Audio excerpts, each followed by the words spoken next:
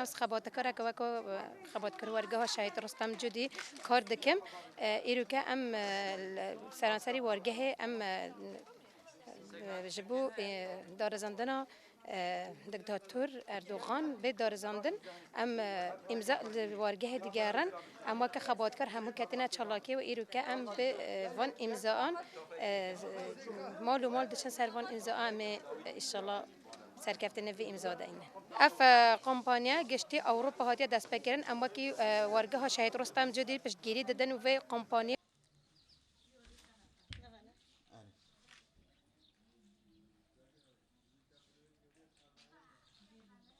پیشنگیو تجک اروپا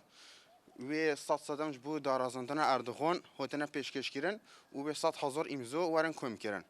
یعنی وقتی تزانن که اردوغان او حوالبندن و یعنی زحف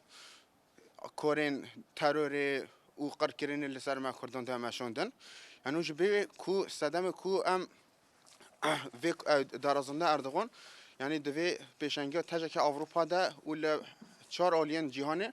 و 100,000 امضا جبو دارازندن و اردوغان ورا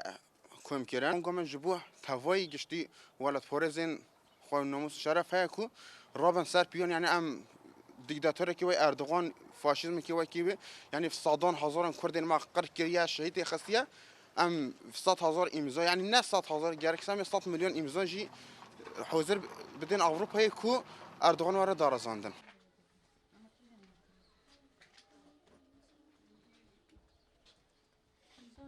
از یک ولاد پارزه که یک دانشتر که یک کامپو مخمور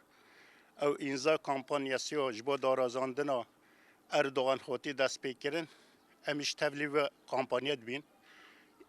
اردوغان انسان که دکتاتورم گلک پشتی هاتی اقتدار و هروا گلک قتل عام سر همی سر گلک کردونیا سر همی جهان دا وکی دîktator اکتناس کردن جبو دارزاندن و ور دارزاندن ام تبلی و امضای کامپانیا بین پیوسته گرک لازمه